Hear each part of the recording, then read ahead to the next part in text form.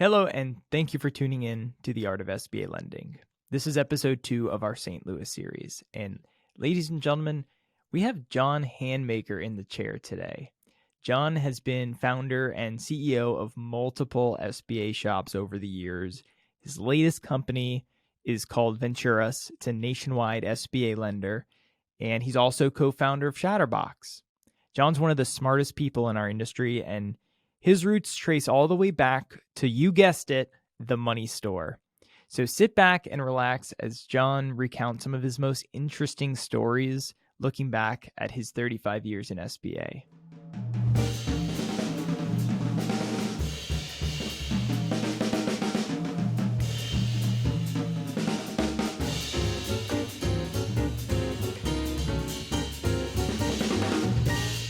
So if you've been listening to this podcast for a while, you've probably heard me ask countless SBA leaders about the biggest challenges that their shops face. And there's one answer that's been given over and over again, and that is we can't find enough SBA talent. And when we do find them, we can't afford them because the salaries have skyrocketed. Somewhere along the lines, banks cut their training programs, fewer people were able to enter the industry, and folks started aging out. And now our industry is facing a talent crisis. And at the same time, our industry is growing. New shops are popping up every day, and there's just not enough people to go around. Now more than ever, we need an injection of new talent, not just to process the loans, but to pull our industry forward into the future with fresh ideas. This is why Shatterbox was created. Shatterbox is resurrecting the apprenticeship to solve the talent gap in SBA lending. Shatterbox is an in-depth 12-month apprenticeship where new SBA talent can absorb the skills needed to be proficient in our business with one-on-one interaction, Fortune 100 level e-learning at their fingertips, and a roundtable of SBA experts on standby to provide technical assistance. If you'd like to participate, visit shatterbox.io and sign up to receive more information. It kicks off this fall and space is limited. I'll leave a link in the show notes. Now on with the show. Well, John, thank you for coming on the podcast here. I'm really excited to talk to you. Long overdue. I would agree. Thanks for having me. So let's start at the beginning. How did you get into SBA? Well, it's interesting how I got into SBA. It was really by default. I was going to college in Tennessee and had a really strong interest in going into investment banking and had an offer to go work on Wall Street. The market crashed in '87, and I had 6 weeks to find a job. So I ended up, luckily, getting a job with my local commercial bank in Louisville, Kentucky, publicly traded bank. And when I ultimately got onto the SBA lending floor, I sat at the desk of a prior lender, and there was this file in there. And I went to my boss and I said, "Hey, is anyone working this file?" And he said, "If you want to, you're welcome to go and see if you can't find a way and go call him. You need to practice anyway." Making a long story short, I went to call on this borrower and really liked the guy and really wanted to help him. And I figured that there had to be a way to get this loan done, and did a little research, went and met with the Kentucky office of the SBA. And that was the first loan that the bank had done in several years, SBA lending. And so I kind of reincarnated SBA lending to that bank, which subsequently led to me starting a small business center specifically dedicated and focused. This is in 1989, specifically focused on small businesses at that time, which back then, no one was really doing that. So it was kind of happenstance. And so I really kind of fell into the business that way.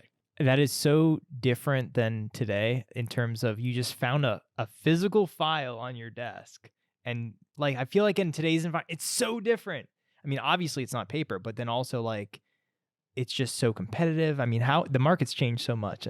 Yeah, the way we source, it's really interesting because over now, I'm getting ready to enter my 35th year of SBA lending.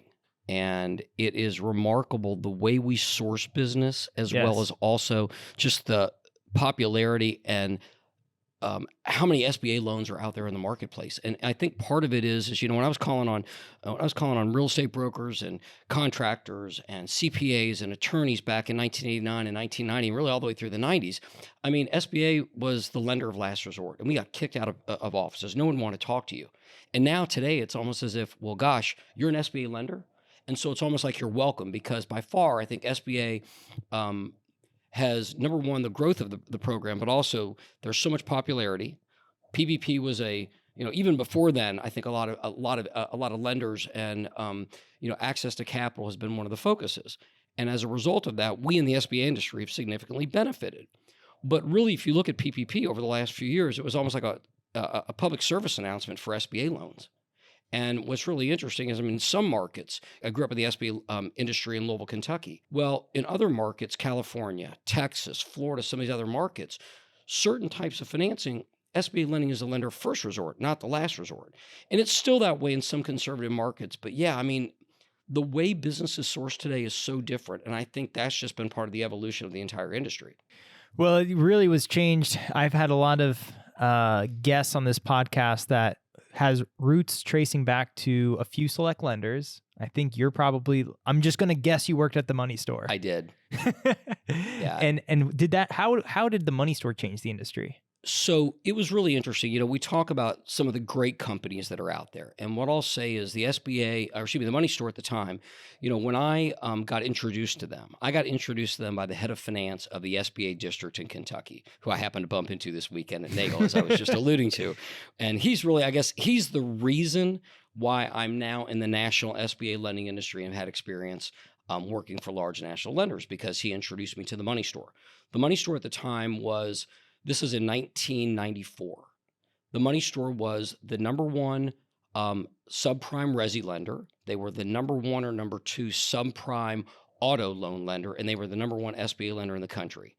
And the CEO of the CEO of Money Store was this genius guy who went to Berkeley, and he had built this amazing culture. And their goal was to take a lending product that was hard to do, that no one really wanted to do, and grow it nationwide. And the model was to go hire young, aggressive people who maybe were bankers or in real estate, teach them the language of SBA lending, equip them with terrific marketing, and put them into a culture of a company that was fantastic, and say, go make loans.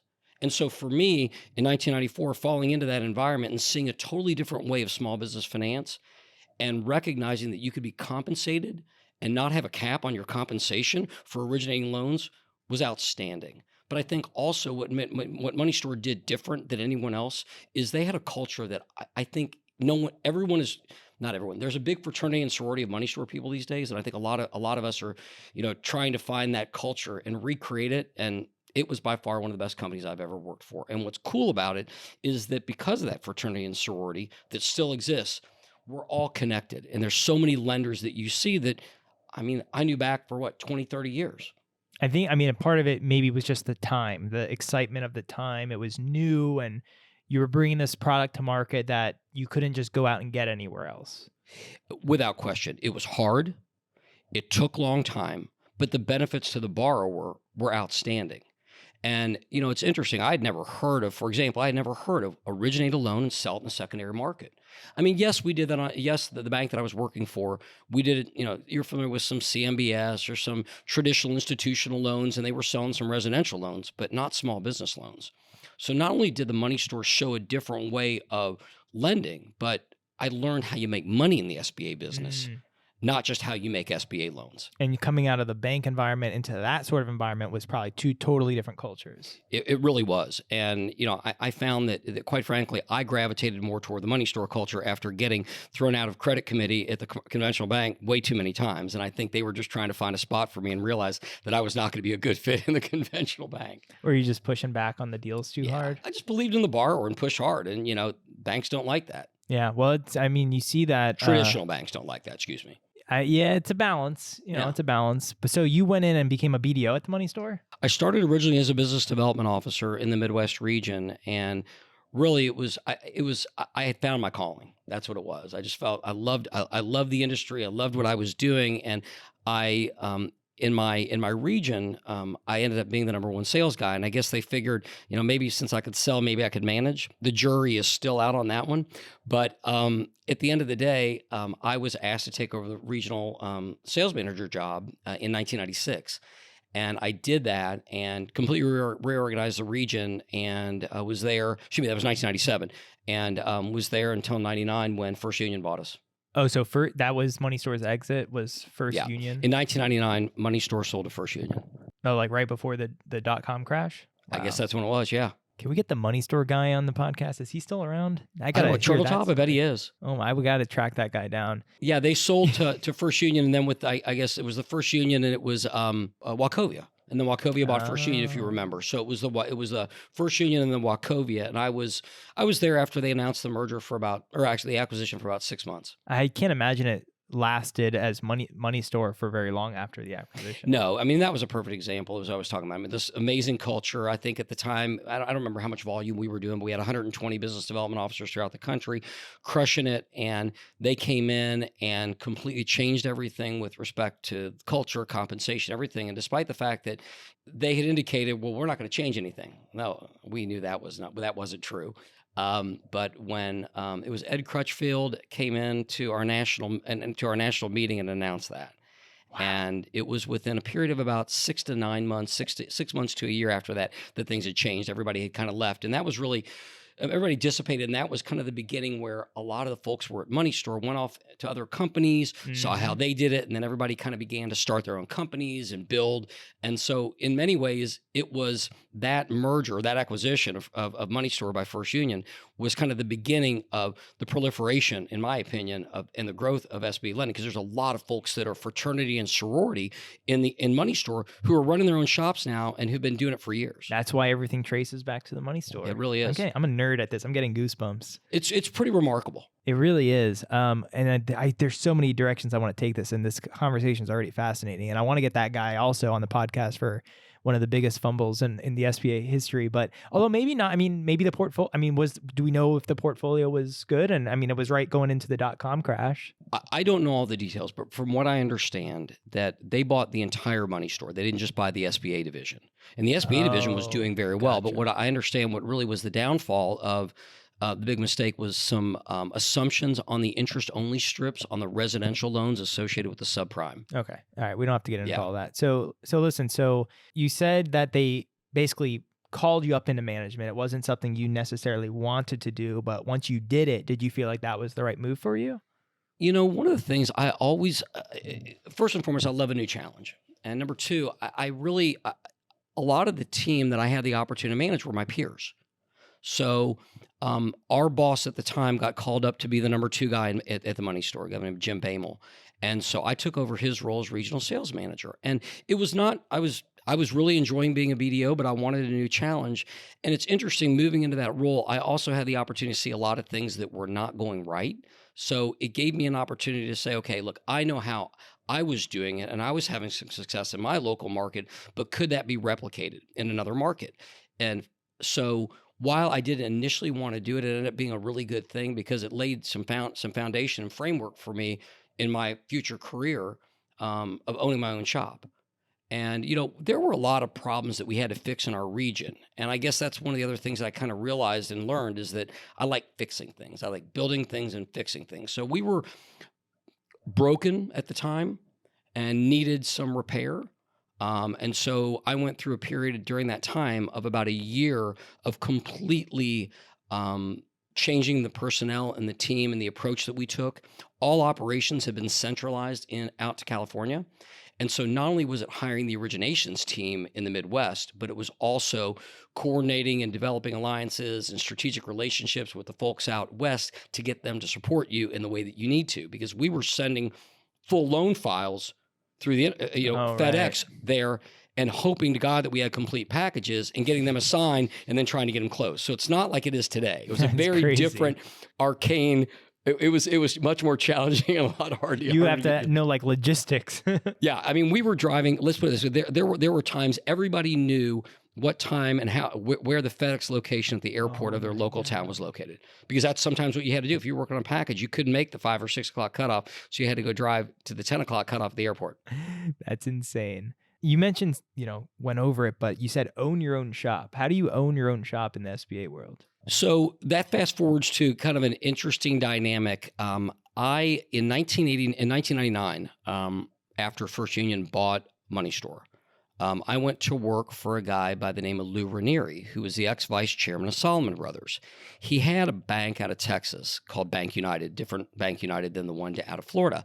And he had bought it. It was a thrift, and he was looking to grow his SBA division. And it was interesting because he asked me to be the national sales manager, and I did, and we hired a bunch of business development officers, and they subsequently sold to Washington Mutual. Well, during the time that I was with Bank United, it was really interesting because I saw another different way of doing SBA lending. And I realized at that time that I'd gone from Money Store, which was the best company that I possibly ever worked for, to now going to work for Bank United and having had prior experience at the bank. I've always been a little bit entrepreneurial. My stepfather grew up, and my stepfather I grew up in watching him build his commercial real estate business. And my family, my grandfather, my great uncle were also entrepreneurs, and they own their own business. And so when I was at Bank United, I saw a different way of doing things, and I was like, okay, maybe I should try this. And so my number one sales guy at the time, who had also moved over from Money Store to Bank United, we were talking about, this is in 1999 to year 2000, about starting a company that would help service small banks throughout Indiana, Ohio, and Kentucky. In other words, I guess we were talking about being a lender service provider before lender service providers really, there was so much popularity. Mm-hmm. And so we decided to start our own, I guess, brokerage consulting firm in 2001. And part of it was emanated out of our frustration working for other lenders.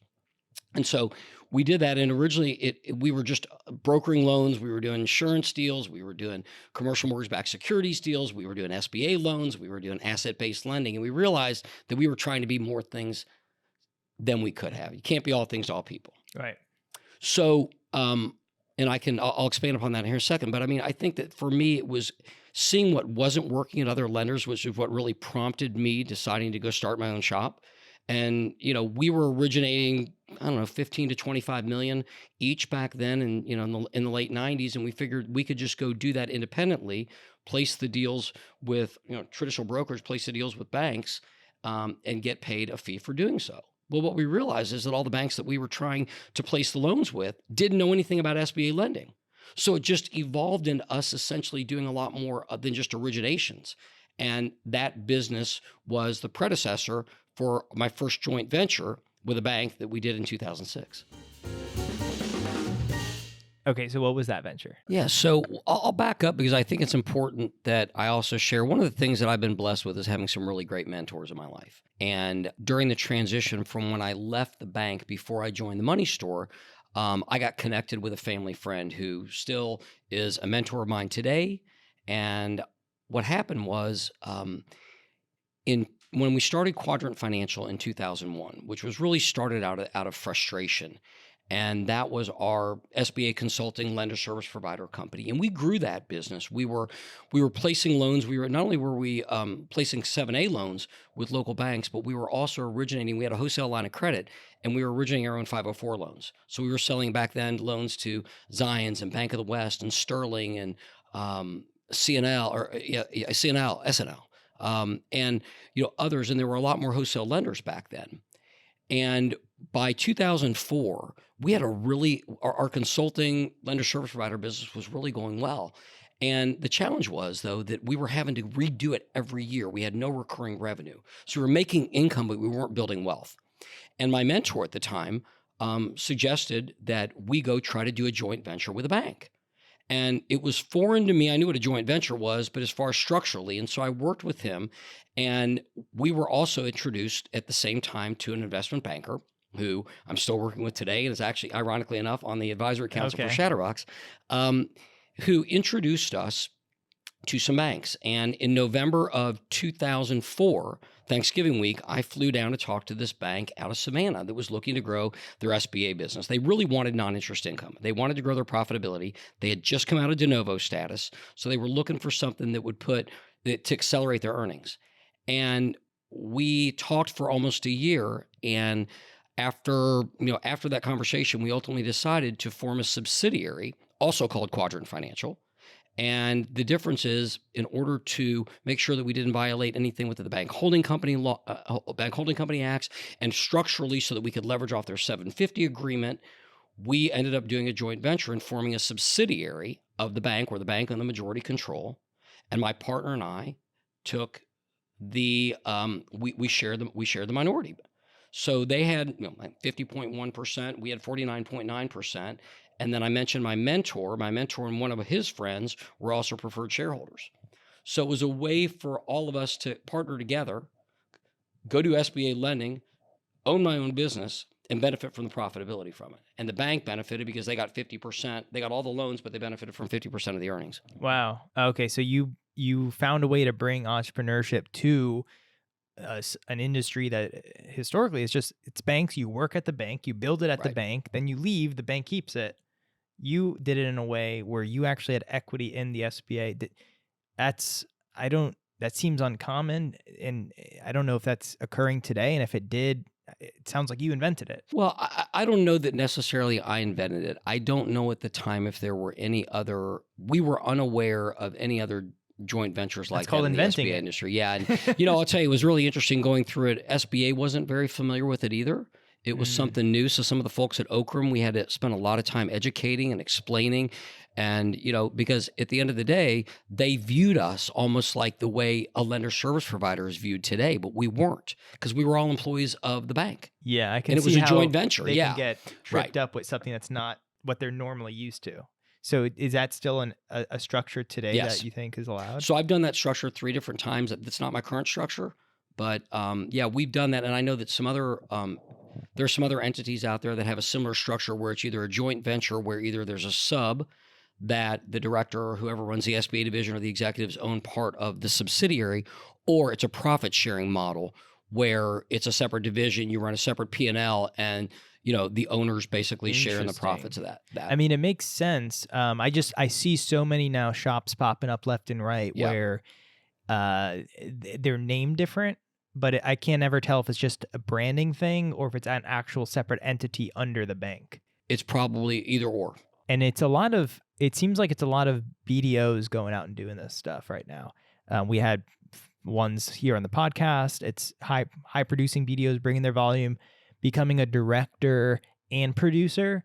I'm seeing a lot of that lately. And I'm just curious, you having built multiple shops at the highest levels strategically, what do you think, and I know I'm just springing this question on you, but like, what do you think that they don't know that that they might be surprised to find out? Because that's not easy to go out and build a shop and to run a shop and to be producer. It's not just being a BDO and then going and running a shop. So like, what are the pitfalls of building a shop?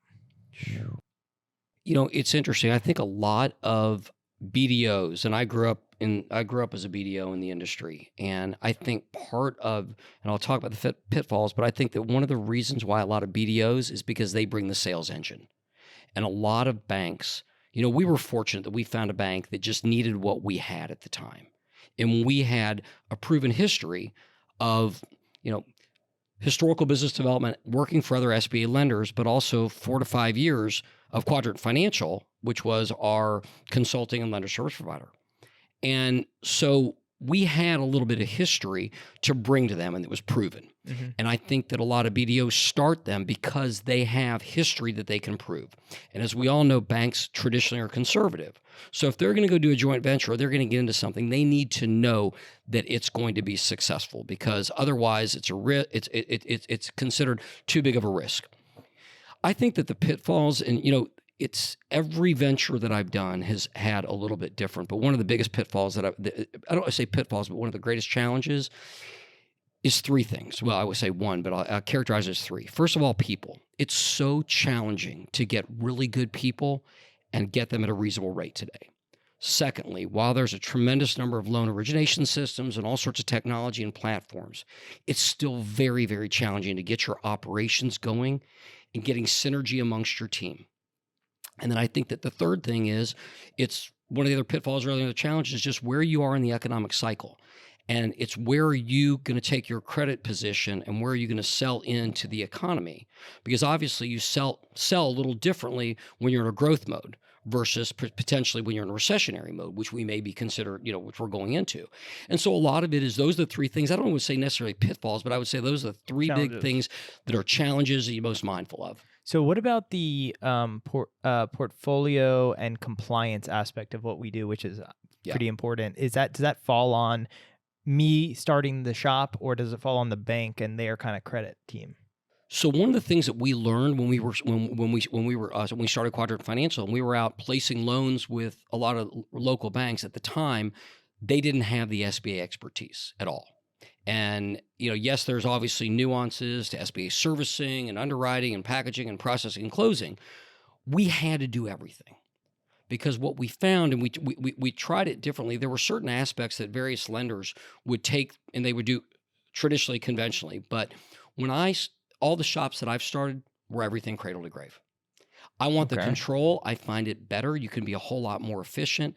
And quite frankly, we speak the SBA language and a lot of the banks don't. A lot of the banks that we partner with don't. While they may have knowledge of SBA, it's the nuances that come along with it that make the difference between potentially the guarantee holding up or the guarantee not holding up. And as I say to my team all the time, we don't have a business unless we protect the integrity of the guarantee. So what ended up happening to Quadrant? Quadrant ended up being part of a bank, unfortunately.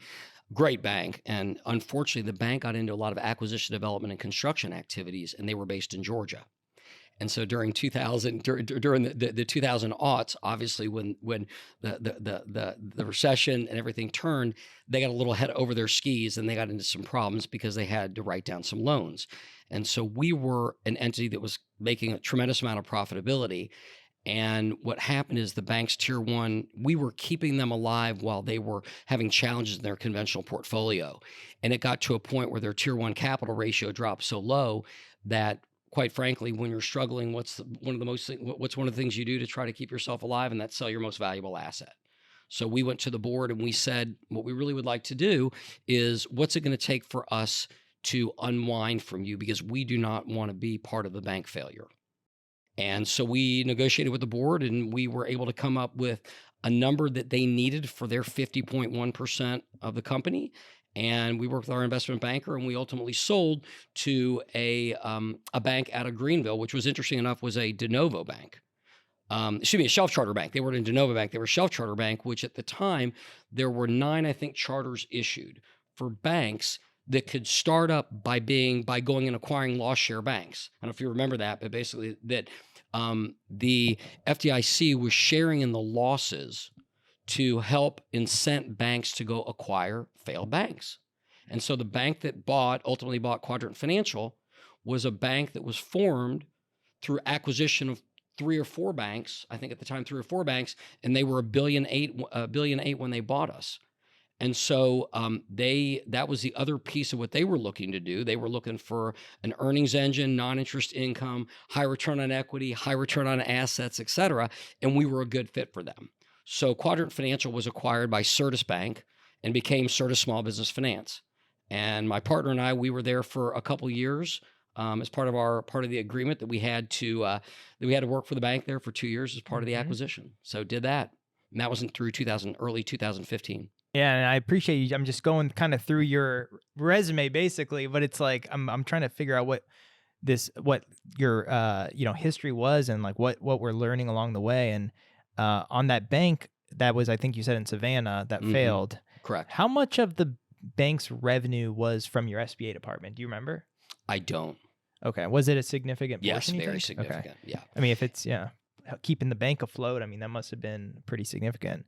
And I will say this, just to give perspective, we sold in 2012.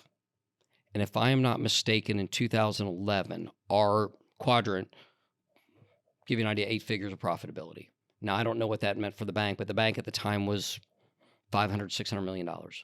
Okay. So we were a significant majority of their earnings. In fact, I don't know that they had earnings that year. I mean, so the SBA could be very impactful for some of these banks. Yeah. That's crazy. And I think that's really what it is. I mean, I think on one hand, they a lot of banks, and the reason why it's worked and doing joint ventures and bringing an SBA division to these banks is because they love, they love, and they want, maybe not in that order, the non-interest income, the earnings that go along with it, but they also don't want the tail to wag the dog. They don't want the SBA division to be too big. And I think that's a challenge to balance it between the conventional and other aspects and other areas of the bank. Yeah, it's a tough one because if you want to, grow a large division, then you may need a larger bank for that. But sometimes larger banks are maybe tougher to deal with. Whereas a small bank, you could be more nimble. I don't know if you've experienced you hit the nail on the head. And I would agree with you. I mean, my experience, and I've been part of small privately held bank, a little bit larger regional privately held bank, and then a publicly traded bank. And I found that this, for me and what I do, a smaller community bank is a much better fit. So you sold, you did the deal with Certus Bank. You had to stay on for 2 years. And then was it another one of these scenarios, kind of like with the money store, where they try to change things after the acquisition? No, their situation was, unfortunate. And, this is, I think time frame is really important. The sale of Quadrant to Certus occurred because of lending activities that occurred between 2000 and 2008 with First Chatham. And 2000, and I think part of it was that, they got into challenges because, like many other Georgia banks, acquisition, development, construction lending. Certus, on the other hand, as I mentioned earlier, they were de novo banks. So through all their acquisitions, they had built a very significant infrastructure and had a lot of expenses associated with it. So we plugged in and we were doing very well with being part of Certus. But the rest of the bank, they were told by the regulators, you need to digest what you've got before you can move forward. And so there were two things that happened. One of those was that they got stopped in their acquisitions as they had to digest it. And by that time, they had a very heavy infrastructure and they were not making the kind of money that they needed. Secondly, there was some activity.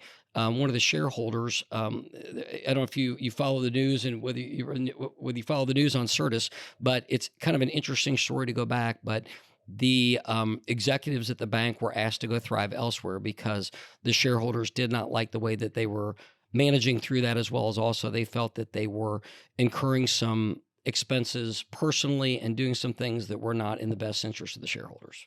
So you're getting hit with a little bad luck here and there with some of these bank partnerships. And that's part of being entrepreneurial. I mean, I think that's part of sometimes starting businesses. You just you gotta be able to pivot and shift depending on what happens. And I have this saying, and I said it a lot, is that this adversity, and it continues to be adversity in business, has taught me a lot. And I think it's made me, I realize there's opportunity in the midst of that adversity.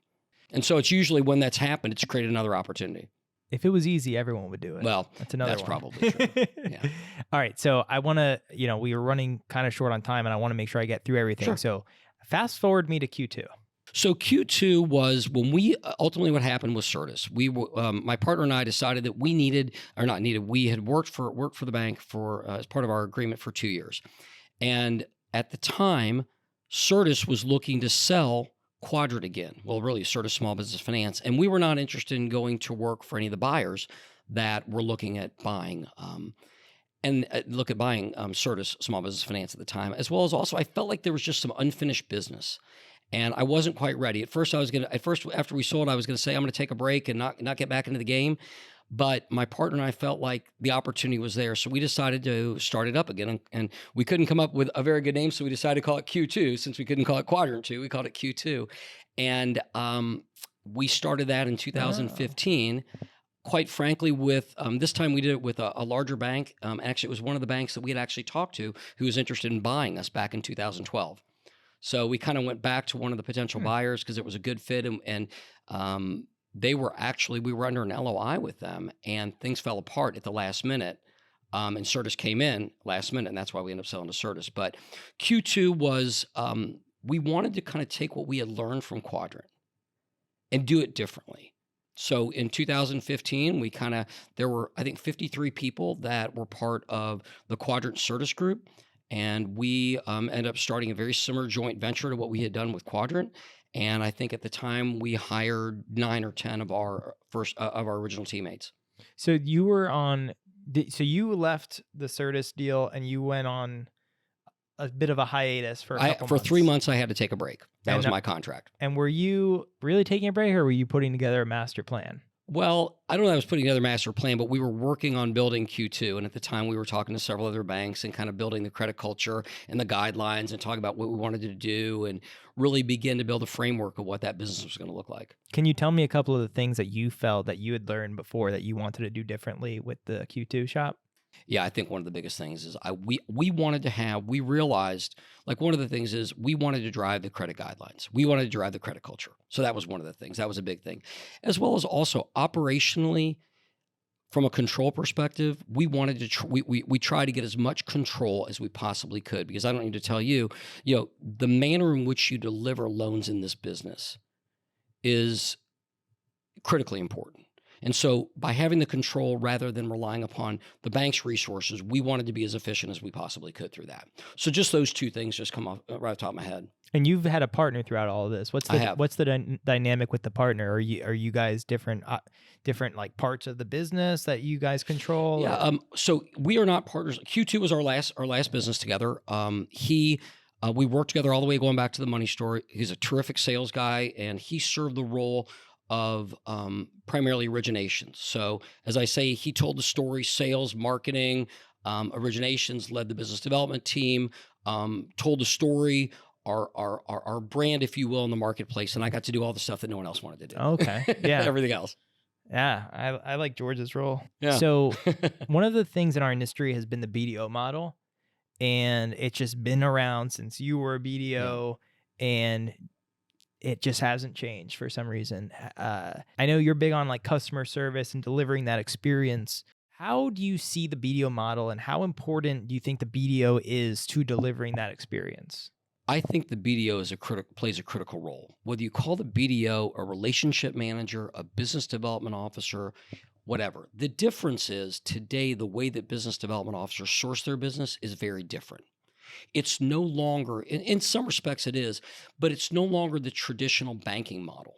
And what I mean by that is going and knocking on doors and calling in industrial parks and more B2B. Today, because of technology, business development officers source their business all over the country. They source it from all different types of referral sources, including mortgage brokers. So geographically, it doesn't matter anymore. But the role of having someone shepherd the deal through, make sure that it fits an SBA guideline, and be the point person for the company to the customer is critically important. And I think what's happened is those that do it well are extraordinarily more successful than they ever were because of technology, as well as also when you're good at what you do, people want to gravitate toward you because they know that you can be a shepherd for getting a deal through quickly. So after Q2, you retired from the business, and here we are. You're just a retired guy now, right? Something like that. Yeah. I made a decision after we had Q2 was another joint venture, and the bank bought out our minority interest in December of 2020.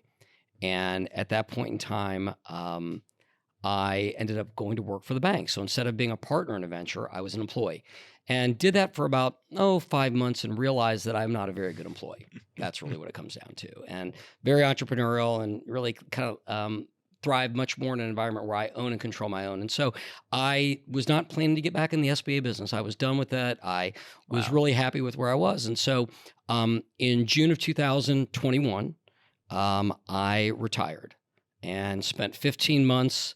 It really spent the first 6 months playing, spending time with my family, traveling, going to a bunch of concerts, and catching up on things that I really wanted to do. And it was in December when I was down in the mountains of North Carolina that I received a phone call the exact same week from not only Dustin Baker, which ultimately led to Shatterbox, but also a couple of my partners in my new venture, Venturus, who called and said, "Come on, Handmaker, you want to get back in the game." And I did not want to do that. But I said, I'll tell you what I'll do. I'll make a couple phone calls. And I did, and called investment bankers and a few friends, and one thing led to another, and the stars aligned, and that's why I'm back in the game. So I actually really began to kind of get back into both Shatterbox and another SBA venture, really starting in about February of 2022. And so here we are. And actually we started both Shatterbox and Venturus in the summer/fall of 2022. So I've been back at it for roughly 6 months. Yeah, from retired to owning two companies. Yeah, that was having. Yeah. So how do you know Dustin, by the way? I know you're co-founders on Shatterbox. Yeah. So Dustin and I have been dear friends for years, and it was very interesting. I think I met Dustin back in 2005, 6, 7, 8. And it was really interesting. He was introduced to me. He had started his own people strategy business. He was a recruiter, and he also had a partner. He was doing people strategies. And at the time, I was realizing I was spending so much time working in my business rather than on my business. And someone said, "You ought to talk to Dustin Baker. He can really help you find some good people." And we hit it off and became really close friends. And so we have worked together now for the last 15 years. He's helped me. I would probably not be where I am today had he not helped me find really good people and helped me develop good people strategies, both from a compensation perspective, but from a cultural perspective, and also geographically as well. So, wow, that's awesome. And then I will ask you one more thing and let you go, and we have to do a part 2. Would love to. Thank you. You mentioned earlier in the episode that you had a mentor and that was really important to you. Do you mentor anyone today? I do. It's interesting because I have this saying, and I tell my kids this, and I tell others, that you get what you give.